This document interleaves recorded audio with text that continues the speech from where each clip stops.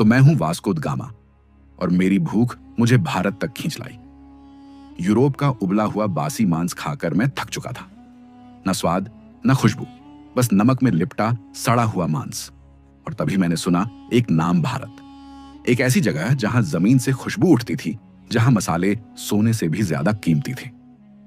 काली मिर्च, दालचीनी, लौंग ये सिर्फ खाने का स्वाद नहीं बढ़ाते थे, बल्कि उसे महीनों तक खराब होने से बचाते थे। लेकिन एक बड़ी समस्या थी, भारत का रास्ता हमारे लिए बंद था। बीच में खड़ा था ऑटोमन एम्पायर और अरब व्यापारी जो भारत से सस्ते में मसाले लाते और यूरोप में सोने के दाम बेचते। यूरोप के राजा परेशान थे, खासकर पुर्तगाल का राजा मैनुअल फर्स्ट ऑफ पुर्तगाल। उसने तय किया, हमें भारत चाहिए, सीधे बिना किसी बिचौलिए के। इससे पहले एक आदमी कोशिश कर चुका था, बर्टोलोमेओ दियास। वो अफ्रीका के आखिरी छोर तक पहुंचा, लेकिन जैसे ही वो वहां पहुंचा, समंदर ने अपना असली खौफनाक रूप दिखाया। लहरें पहाड़ों जैसी उठ रही थीं, हवाएं जहाज को तोड़ने पर उतारू थीं और आखिरकार वो वापस लौट गया। अब बारी थी मेरी। 8 जुलाई 1497, पुर्तगाल का लिस्बन बंदरगाह, 4 जहाज और हजारों लोगों की भीड़। लेकिन ये जश्न नहीं था, ये विदाई थी, जैसे हम किसी समुद्री यात्रा पर नहीं बल्कि मौत के मुंह में जा रहे हों। क्योंकि उस समय समंदर सिर्फ पानी नहीं था, एक खौफ था। लोग मानते थे, अगर बहुत दूर चले गए तो दुनिया के किनारे से नीचे गिर जाओगे या फिर कोई समुद्री राक्षस तुम्हें निगल जाएगा। लेकिन मैं डरने वालों में से नहीं था। मैंने ठान लिया था, या तो भारत मिलेगा या समंदर मेरी कब्र बनेगा। और इसी जिद के साथ मैं निकल पड़ा एक ऐसे रास्ते पर जहां से शायद ही कोई वापस आता था। शुरुआत में सब ठीक था, हवाएं हमारे साथ थी, जहाज आराम से आगे बढ़ रहे थे।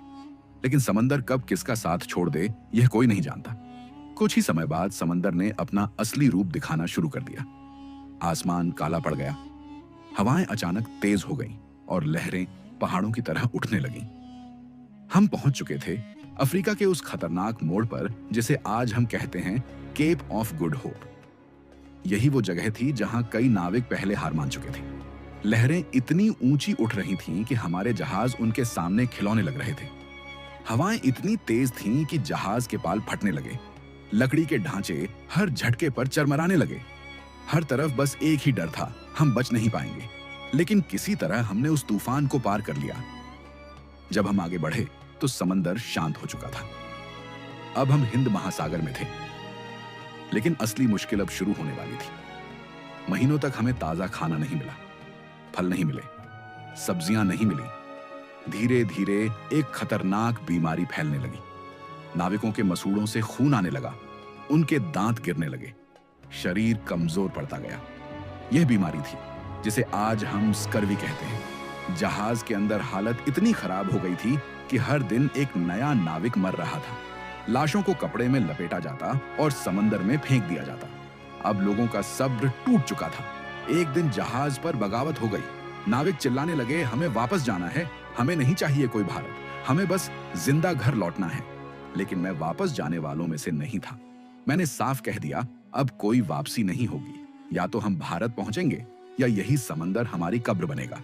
इसी तनाव और डर के बीच हम आगे बढ़ते रहे और फिर हम पहुंचे अफ्रीका के पूर्वी तट पर मालिंडी। यह एक शांत बंदरगाह था जहां हमें पहली बार थोड़ी राहत मिली। लेकिन सबसे बड़ी चीज जो हमें यहां मिली वो थी उम्मीद। यहीं हमारी मुलाकात हुई एक अनुभवी नाविक से।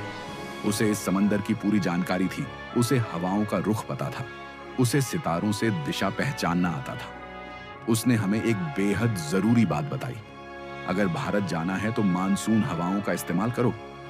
यही वो ज्ञान था जिसने हमारी पूरी यात्रा बदल दी। अब हवाएं हमारे खिलाफ नहीं थीं, बल्कि हमें आगे बढ़ा रही थीं और यहीं से हम सही दिशा में बढ़ने लगे।